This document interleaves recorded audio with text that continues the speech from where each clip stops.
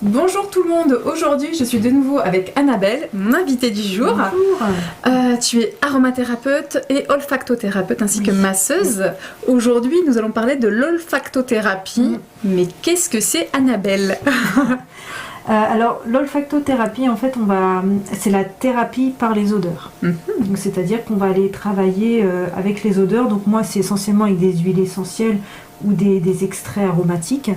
Donc essentiellement en olfaction, et on va aller travailler sur toute la partie psycho-émotionnelle en fait.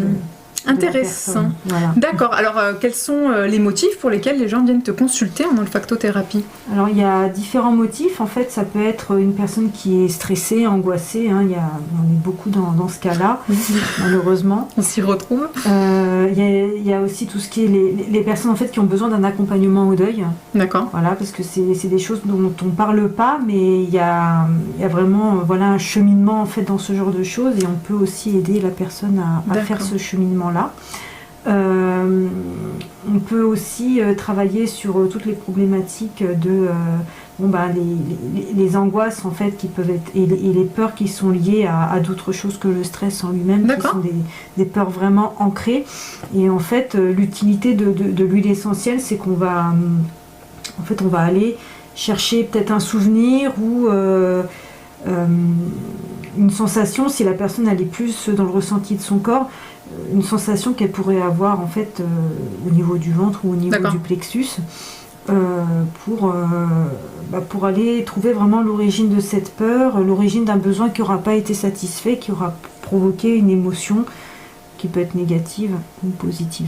D'accord, voilà. Ok. Donc dès qu'il y a quelque chose en fait qui va venir un petit peu poser problème sur le plan émotionnel, c'est ça, des blocages ou des étapes de vie qui sont un peu plus compliquées à dénouer, c'est ça. L'olfactothérapie peut aider justement à avancer, à cheminer, voire même à dépasser justement ce qui pose problème. C'est ça. Et l'idée aussi, c'est également d'aider les personnes à se reconnecter à leurs émotions, parce qu'en fait on a beaucoup été éduqués à pas voir nos émotions, on les cache, on les refoule parce que faut être fort, si on pleure c'est pas bien, alors que toutes ces émotions ont vraiment une fonction qui est essentielle. Exactement. Et le but c'est vraiment aussi de reconnecter les gens à leurs émotions pour qu'elles puissent les conscientiser et les verbaliser. D'accord. Parce que toute émotion qui est verbalisée, conscientisée, c'est une émotion qui va pas s'imprimer. Oui, qui va pas nous ronger de l'intérieur. Exactement, d'accord. Voilà. Et puis une émotion exprime sûrement un besoin aussi, donc c'est aussi peut-être apprendre à exprimer ses besoins. C'est tout un processus en fait, c'est du développement personnel. Aussi, ça fait accepter ses émotions, c'est très intéressant, très bien. Une séance d'olfactothérapie dure à peu près combien de temps? Alors avec moi ça dure à peu près 1h30. D'accord. En tout cas pour une première séance, parce que il y a le temps aussi de mettre la personne en confiance, parce qu'elle va quand même verbaliser des choses qui peuvent être compliquées. Donc on prend le temps de la mettre en confiance et de créer un lien, c'est très important pour moi en tout cas. Okay. Et après sur les séances de suivi, on peut être sur 1 heure, 1h15. Ok, et on peut faire une séance, des fois ça suffit, ou en général c'est plus de 3 ou moins une dizaine? En général c'est 2-3 séances, parce qu'en fait la première séance va servir à cerner un petit peu le besoin, même si la personne va verbaliser quelque chose, une problématique, ce sera peut-être pas vraiment cette problématique-là. Oui, le décalage entre la vraie demande et la demande sous-jacente, c'est aussi dans le suivi éducatif, on y travaille.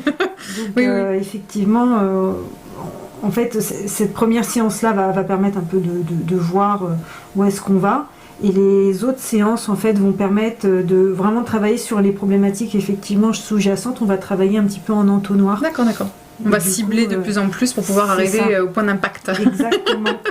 D'accord, très bien. Merci beaucoup Annabelle d'avoir répondu à toutes mes questions. Et puis on vous dit à bientôt. Au revoir. À bientôt, au revoir.